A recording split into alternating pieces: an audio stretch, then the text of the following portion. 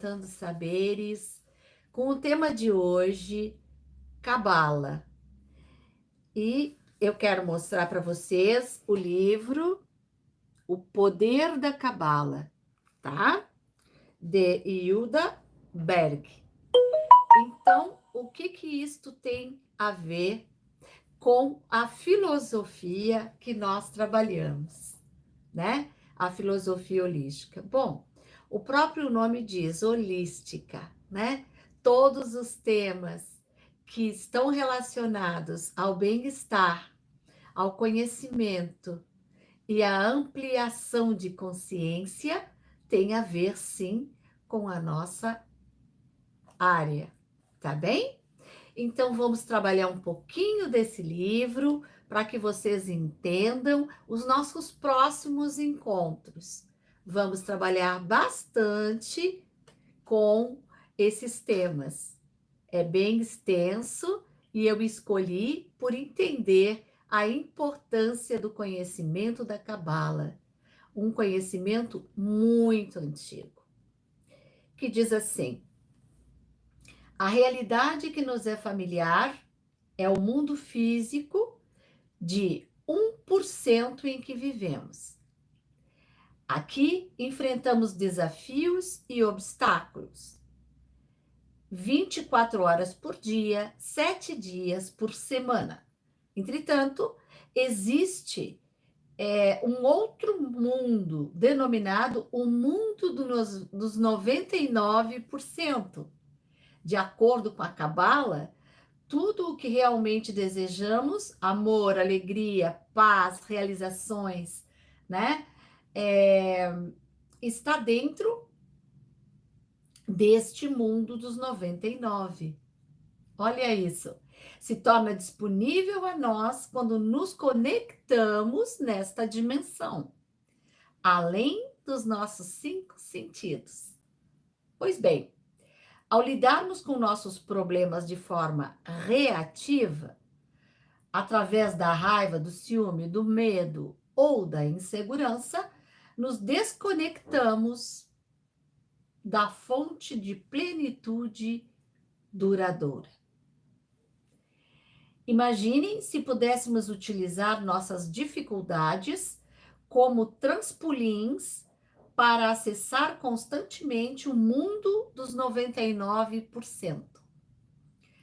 Empregando ferramentas cabalísticas, podemos nos elevar acima das limitações do mundo, deste mundo físico que conhecemos, né? E estabelecer uma conexão com a mais alta fonte de energia. Viu? É disso que nós vamos falar. Então, vamos ver um breve resumo do 1% que vivemos. Boa noite a quem está chegando. A realidade do 1% é o mundo físico que experimentamos com os nossos 5 sentidos. Espiritualmente, é o mundo da escuridão. Olha só.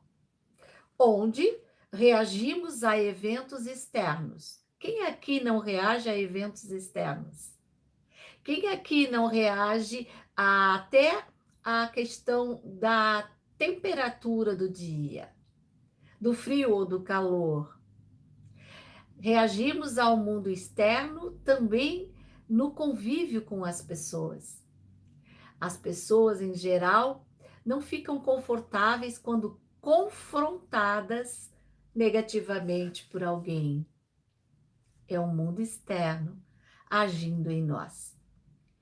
No mundo externo, as pessoas agem espelhando-se na nossa pessoa, normalmente vendo em nós aquilo que elas mesmas são. Isso é o mundo externo. E nós também somos assim. Fazemos um espelhamento com o outro, colocamos no colo do outro algo que não pertence a ele, e sim a nós. Nós responsabilizamos o mundo externo por tudo que nos acontece, né? Vamos pensar direitinho. Ah, isso é por conta daquilo, ou aquilo é por conta disso, não é? Então, a satisfação que nós temos nesse mundo do 1%, ela é simplesmente temporária. Nós não temos uma plenitude, nós não temos uma, uma paz perene, né? Tudo que nós alcançamos é transitório, por conta da vibração desse mundo mesmo, certo? Sintomas e reações nos preocupam. Cada coisa que nos acontece fora da normalidade que estamos acostumados, ou fora da nossa interpretação de bem-estar e saúde, nos preocupa, não é?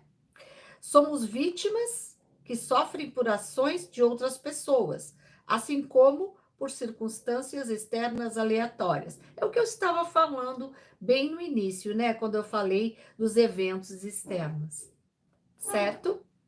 Parece não haver esperança de que aconteça uma mudança positiva permanente. Vamos pensar um pouquinho. Quanta gente já desacreditou de mudança positiva? Quantas pessoas, quando falam de mudanças, se referem a mudanças negativas? Somente a negativa. Aquela que nos desanima, que nos fere, não é verdade? Então, agora está na hora da gente pensar diferente, não é? Vamos entender um pouquinho do mundo de 1% e passamos brevemente ao mundo dos 99%. Por que brevemente? Porque teremos como dar seguimento no restante com base neste livro, O Poder da Cabala, nos nossos encontros. Tá bem? Voltando então, neste mundo do 1%, ainda temos a maioria dos nossos desejos como não atendidos. E é verdade. A maioria que queremos, somente uma pequena parcelinha se realiza de verdade, ou se realiza no seu 100%. A gente já ouviu falar muito na lei de Murphy, né? E aqui diz assim, a lei de Murphy rege o mundo do 1%. Tudo que pode dar errado, certamente dará errado. E mesmo quando as coisas vão bem, sabemos que elas irão mudar porque vivemos na dimensão de altos e baixos. Lembra? Das curvas? Pois é, das boas notícias e das más notícias. Quando vivemos somente no 1%, a vida é sofrida e o mundo parece obscuro e desordenado. É bem esse momento que a gente está vivendo e que a gente está tornando cada vez mais permanente no nosso padrão de crenças, né? Um mundo desordenado, um mundo fora daquilo que a gente quer, imerso numa escuridão. Do outro lado da cortina, a dimensão dos 99% engloba a maior parte da realidade, aquilo que a gente não vê. Então, vamos falar um pouquinho sobre os 99%. A realidade dos 99% encontra-se além da percepção humana e é um mundo de absoluta ordem, perfeição e luz espiritual infinita. É um mundo de ação em vez de reação. A fonte, a semente e a origem oculta do mundo físico. Um mundo de total plenitude, conhecimento infinito e alegria sem fim. Parece realmente inalcançável, né? É assim que a gente vê o mundo, como tudo inalcançável. E numa dimensão onde podemos dar início à mudança positiva, duradoura, que também se manifesta em nosso mundo do 1%. Ela se manifesta aqui, só não é perene, né? Não há traço algum da lei de Murphy na realidade dos 99%, né? E quando vivemos conectados com o nível dos 99%, a vida é plena, a energia flui e o mundo é brilhante e bonito, tá? Então, eu trouxe hoje essa conversa para nós, para colocar aí as cabecinhas para pensar. O que preferimos? Viver no 1%, dentro de limites que não nos permitem crescer, sempre só com os 5 sentidos que já conhecemos, ou vamos ousar os 99%? Não é? Eu acredito que nós possamos ousar os 99%. Tá bom? E vamos ver mais um pouquinho deste maravilhoso livro, tá? Nós vamos ver nos próximos encontros mais aprofundadamente, isso é fato. A síndrome do de repente, né? No mundo de 1%, a vida constantemente nos pega desprevenidos. Somos atingidos pela síndrome do de repente. Quantas vezes você ouviu o seguinte: ele morreu de um repentino ataque do coração. Ele a abandonou sem uma palavra de aviso. De repente, o contrato não foi fechado. Ela, de repente, mudou de ideia. A vida, de repente, começou a parecer vazia. Mas será que existe realmente uma coisa chamada de repente? Não. Se você estiver consciente de como as coisas funcionam no mundo dos 99%, sempre existe uma causa que não enxergamos e que precede qualquer evento repentino. Então, o que isso quer dizer? Não existe aquilo de foi de repente que aconteceu. Já havia anteriormente alguma coisa traçada, algum aviso, algum sinal. Então, a melhor coisa a fazer é ter atenção. Atenção ao que se passa dentro e fora de nós. Entendeu? Atenção aos sinais da vida. Atenção às nossas intuições. Atenção aos eventos que precedem algo que não queremos para nós. Sempre acontece, porque nós não damos valor quando esses sinais aparecem. A gente tem o hábito de postergar para pensar depois, para fazer depois, para decidir depois. Existem coisas que exigem uma decisão quase que imediata, se a gente tiver o conhecimento e o autoconhecimento.